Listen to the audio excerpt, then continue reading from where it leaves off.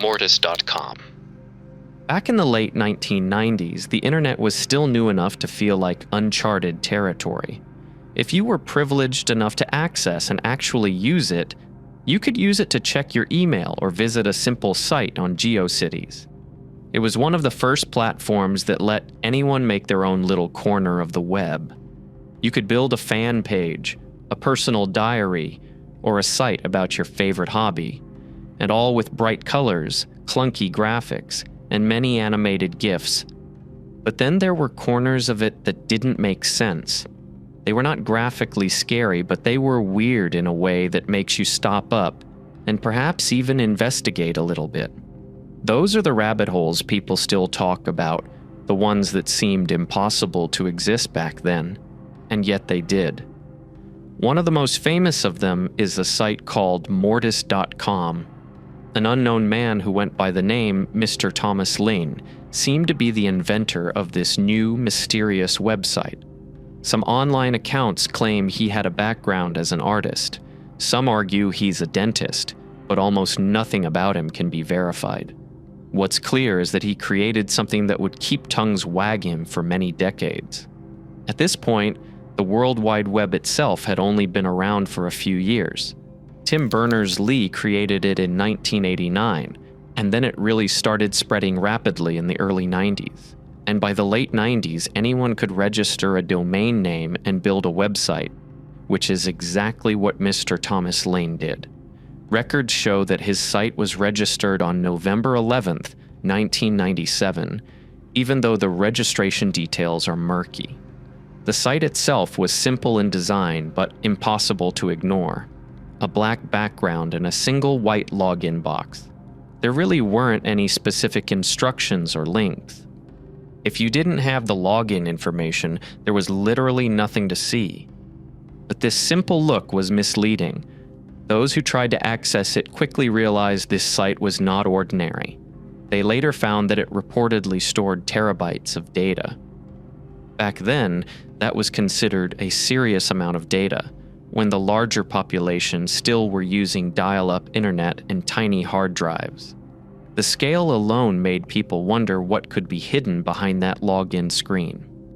And the name Mortis, which is Latin for death, didn't exactly intend to make people less curious. Some thought it was just a weird name choice. Others found it genuinely creepy. Forums like /x and /g became the main places where people would discuss this mystery. Many compared Mortis.com to other strange internet rabbit holes, like LakeCityQuietPills.com or secret corners of Usenet that seemed almost impossible to explain. As people dug deeper, they found that Lane was the owner of several other unusual websites. Cthulhu.net showed only the words dead but dreaming. EternalNight.com had a glowing chess piece on a black screen. KarenLean.com and JoshuaLing.org led nowhere, or were linked to businesses that seemed to have disappeared. Even stranger, some of these sites seemed to be connected to either a dentist's office in an empty lot, a high-end security company, a lamp business, or a bed and breakfast. Later on, Lean claimed Mortis.com was just for personal storage, like wedding photos. But that explanation didn't stick with many people. Why would someone need terabytes of storage just for photos? And why encrypt it so heavily? Some even thought the authorities might be involved. Others said Lin himself shut it down after it got too much attention. No one really knows what happened, and that's part of the mystery. Even today, Mortis.com remains one of the internet's strangest mysteries. Its empty pages, cryptic files, and odd connections still raise a lot of questions. For many, it is a reminder that the internet has hidden corners where curiosity quickly turns into obsession and where some secrets may never be revealed. Markovian parallax denigrate. If we date back just 20, maybe even 30 years in time, the internet was a very different place. There were no social media feeds, no Instagram, no TikTok, and no YouTube as we know it. People used the internet mostly to share messages and ideas through forums and systems called Usenet. Usenet was like a giant online bulletin board back then. People could post messages for everyone to read, and you could even reply if you wanted to. It was used by hobbyists, tech fans, and all sorts of communities to talk about anything from computers to sports. But just like all creatures, Usenet was not perfect either. Spam existed even then, though it looked different from the constant advertising we experience today. But nothing people had seen before matched what happened on August 5th, 1996. On that day, a huge number of strange messages appeared in several Usenet groups. Most of the messages were sent to Christian groups, but some appeared elsewhere too. The messages were full of random words. At first, they made no sense at all. The only thing the messages had in common was the subject line, Markovian parallax denigrate. People were confused. They didn't know who had sent the messages and why. Some thought they were secret codes, like Sherlock messages. Others believed it was someone testing a computer program that could generate words automatically. One message even listed the email of a woman named Susan Lindauer, which led to people pointing fingers at her. After claiming her innocence, it turned out that the very same email belonged to a student in Wisconsin with the exact same name. So who or what was behind it? Nobody knows for sure.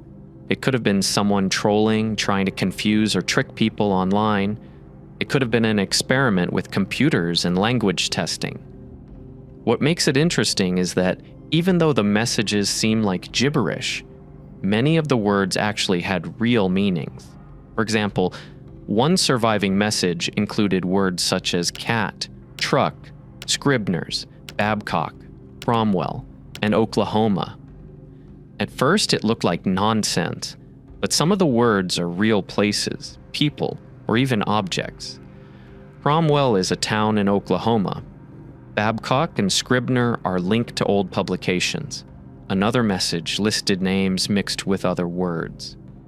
Harrington is a street in Dearborn.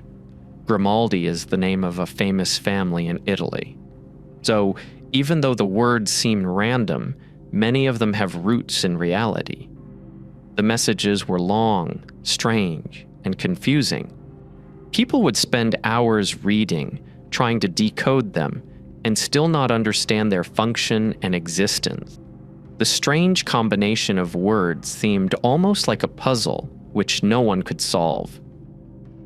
Even after all these years, no one really knows who or why the Markovian parallax denigrate messages were sent. Nobody knows, and that is part of what makes it so fascinating. The Max Headroom signal hijacking. Television was once a magic box in the corner of the living room. The TV was a window into other worlds, other lives, and other ideas. Families gathered around the glowing screen to watch the latest sitcoms, breaking news, or sports, often taking what they saw as absolute reality. By the 1980s, TV had evolved from a novelty into a cultural force, and with it came a new kind of trouble. Now and then, someone would find a way to slip into a broadcast and take over the signal for a brief moment. These incidents were rare and usually small, but they proved that the airwaves were not as protected as most people believed. On November 22, 1987, that idea became very real in Chicago. It started as an ordinary Sunday night, with regular programs playing as they always did. Sports fans were watching highlights, families were relaxing after dinner. Everything felt normal. Then the screen flickered. It shook once, then again, as if the signal were struggling to hold itself together. A moment later, the entire broadcast was replaced by a strange scene that no one was prepared for. The figure on the screen looked like the character Max Headroom, a popular TV personality at the time. The real Max Headroom appeared in shows and commercials, usually with quick movements and glitch-like speech. But this version was different. It was someone wearing a plastic mask, bobbing around in front of a moving background of metal panels. There was no clear message, no warning, and no announcement. Just a distorted voice and a man in a mask acting in ways that were hard to understand. The first interruption lasted only about half a minute before the channel cut back to the original program. Sports anchors laughed it off, thinking it was just a faulty piece of equipment. Most viewers assumed the same thing and continued their night. But a little later, it happened again, this time on a different channel. The second interruption was longer, stranger, and far more unsettling. Drink me. Some dry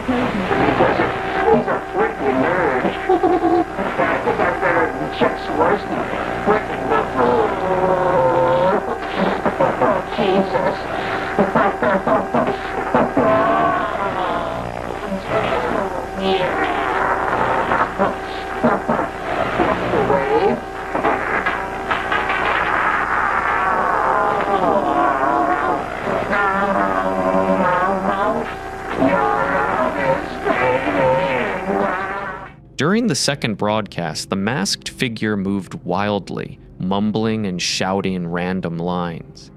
The audio was muffled and uneven, making it hard to pick out clear words. The camera angle shifted, and the figure held up objects, waved his arms, and made odd gestures. Then, just as suddenly as it began, the screen went black. The station regained control and continued its scheduled show as though nothing had happened. Within hours, the story spread across the city. The TV stations were embarrassed and frustrated. Broadcasters explained that someone had hijacked their signal, meaning they had broken into the transmission using a stronger signal from a nearby location. That kind of intrusion was very difficult to pull off at the time, and it required equipment most people did not have access to. Investigators worked to find the person responsible, but the more they looked, the more puzzling the incident became. Whoever did it left almost no clear trace.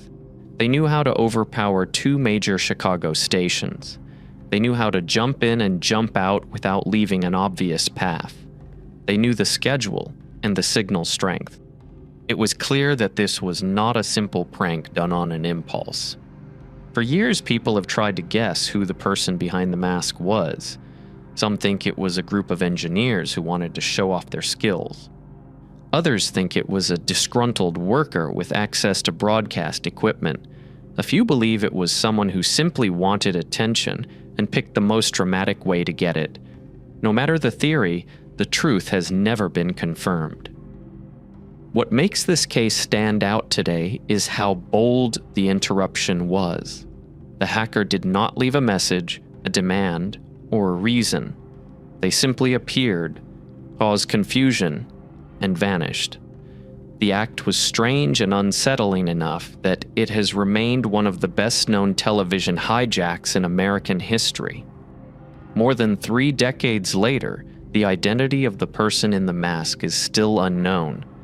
The equipment they used has never been found, and the strange images from that November night continue to circulate online, reminding us how unpredictable the early days of broadcasting could be. The volleyball incident.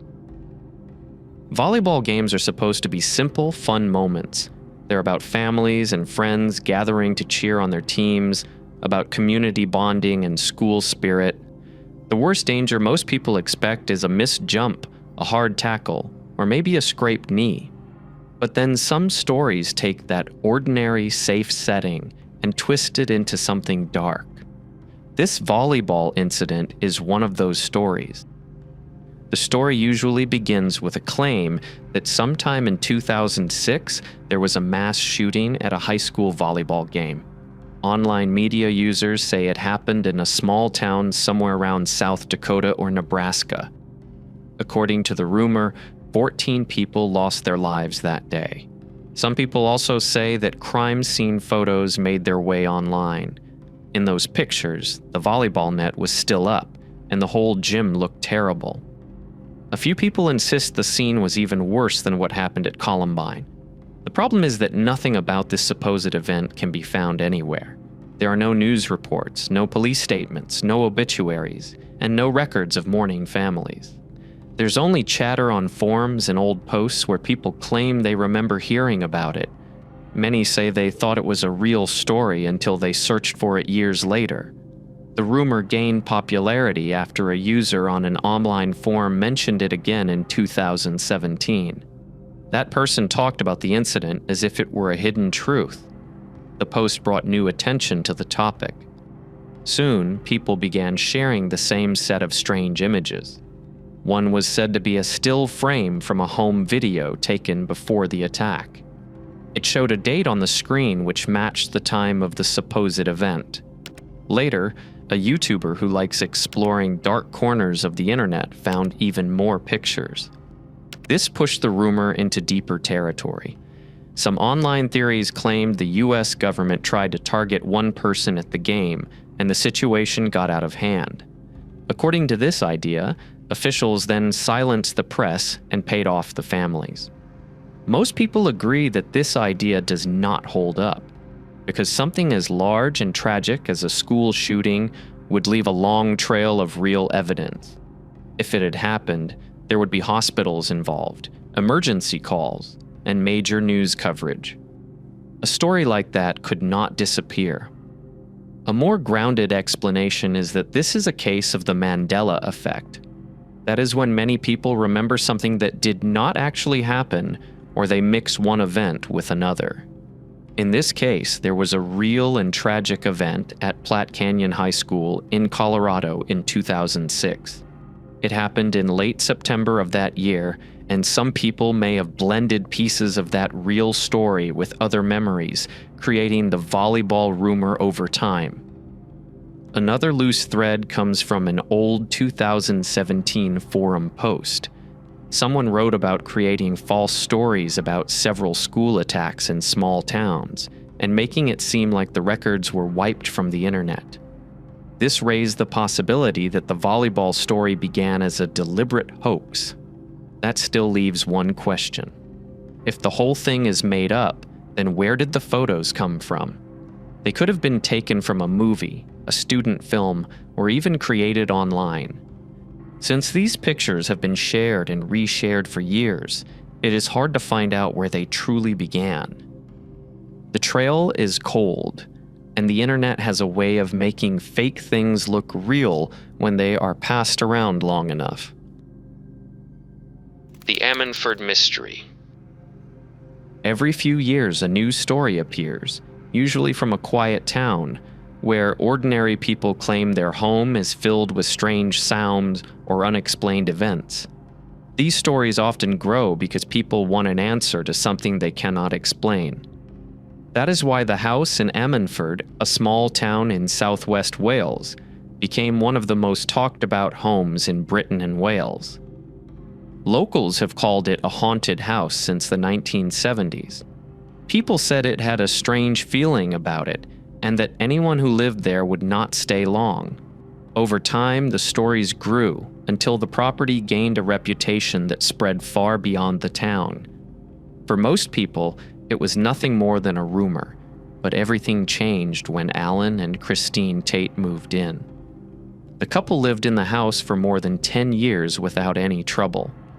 Then, in June 2018, something changed. Christine was in the kitchen making a cup of coffee when she heard a strange sound.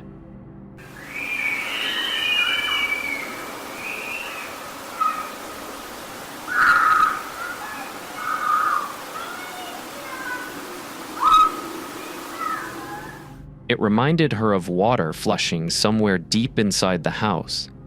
She could not figure out where it was coming from, but told Alan.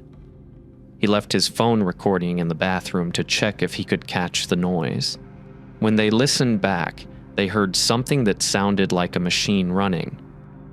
From that moment on, the couple began to notice strange sounds throughout the house. They recorded everything they could and soon captured noises that frightened them. They described the voices of women and children screaming, heavy knocking, chains dragging, a motorbike, a car horn, and men talking in a foreign language. The couple believed these sounds were coming from underneath the basement, which sat directly below the kitchen. They called the police to help them look for the source, but officers found nothing suspicious. That had not settled the couple's fear. Alan went even further by digging 2 deep channels into the walls and placing microphones inside. Over time, they collected hundreds of hours of recordings and believed something serious was happening under the house. As Alan's recordings started gaining traction online, the public didn't just hear him. He was heard by the people he was investigating. Gareth Edwards, a co-owner of Sophia Nails, contacted him. But Gareth didn't call to deny the noises. He called to find out exactly how much Alan knew. No, I mean, have they given any, where do they run? How far, and would you say, have you got any info on that? They go from the back of the building, well, they go from the side of the building to what appears to be underneath your bit, somewhere across the front. There appear to be 2 parallel ones. How accurate is this, the soul mapping? What are we getting on it? Right, the sonar is accurate in as much as it will tell you depth. So I know the depth of the base, but I don't know how high the tunnel is. You can see people, you can see a person anyway, going through it, yes you can, but you can't tell whether it's a tunnel that they've crawled through or a tunnel that they're walking. Their fear grew so much that they packed their things and moved into a camper van. They said they would never step foot inside the house again. They shared parts of their recordings online and even created a petition asking for a full investigation. Some residents believed them, while others felt the sounds had a simple explanation. But the online attention brought new interest to the case. The house stayed empty after the couple left. Teenagers sometimes went inside for fun, and local police were called a few times because of that. Most people avoided the place because of its reputation. Then everything took a darker turn. One weekend in late August 2024, the house caught fire. Flames spread across the top floor and into the roof. Firefighters from several stations rushed to the scene and worked for hours to put it out. The cause of the fire was not clear, and investigators needed more time to study the damage. Thankfully, no one was inside the building. The Tates continued to warn others. They said they believed people were living or working under the house, and that the sounds might be connected to criminal activity. Police never found evidence to support this fear, but the couple stayed away from Ammanford and refused to reveal where they were living. They worried that returning might put them in danger. With the house burned, its future is unclear. What remains is a mix of rumors, old fears, strange recordings, and a mystery that never received a clear explanation. Some people see the whole thing as an imagination. Others are sure that something was wrong in that house. A place that once looked like any ordinary building in a busy town center slowly became one of the most talked about haunted homes in Britain. The disappearance of Doveland, Wisconsin. Archaeologists often uncover traces of civilizations that vanished long ago. Entire villages swallowed by floods, tribes pushed from their lands, cities buried under layers of sand. For years, nothing is known about them until someone finds a fossil, a carved stone, or an old scroll tucked inside a cave. But sometimes a story comes along that feels closer to home, something that supposedly happened in modern times. One of the strangest examples is the legend of Doveland. Doveland is said to have been a small town in Wisconsin. According to online accounts, it was home to military families and was built in the 1960s for a very specific purpose: Project Sanguine, a U.S. Navy experiment. It was designed to improve communications with submerged submarines using extremely low-frequency radio waves. The project was ambitious, proposing an underground cable network that could cover almost half the state. Although the original plan never fully came to life, some claim a smaller, modified version of the system was constructed in Doveland during the 1970s. The town itself is almost impossible to verify.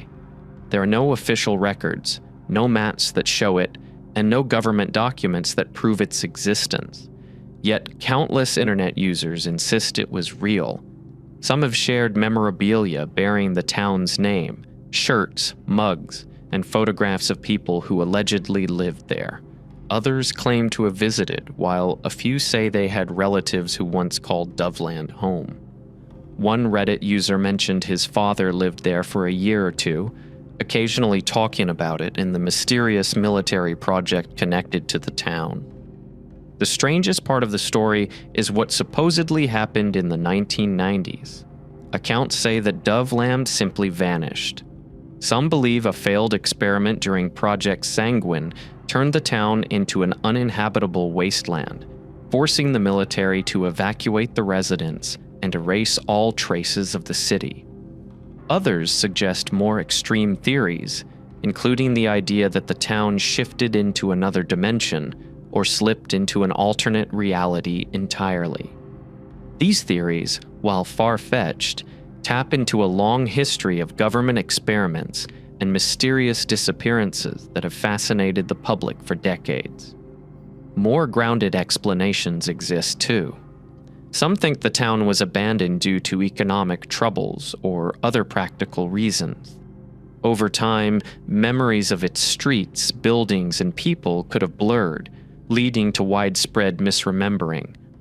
Psychologists might call this a version of the Mandela effect, in which many people recall the same event or place incorrectly. Whatever the truth is, Doveland has become one of the internet's most enduring mysteries. Unlike towns that vanish only in stories or urban legends, Doveland has generated a flurry of discussion, debate, and memorabilia that make it feel almost real. People continue to investigate, theorize, and speculate. Some hope it will one day be rediscovered in archives, photographs, or perhaps even in the land itself.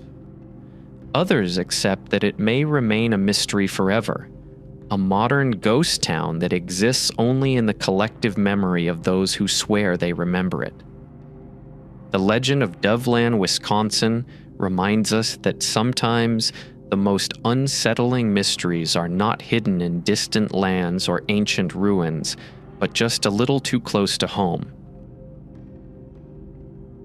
The internet is full of strange stories, which leave more questions than answers. And we're just getting started. If you enjoyed the video, make sure to like and subscribe because we have a lot more coming.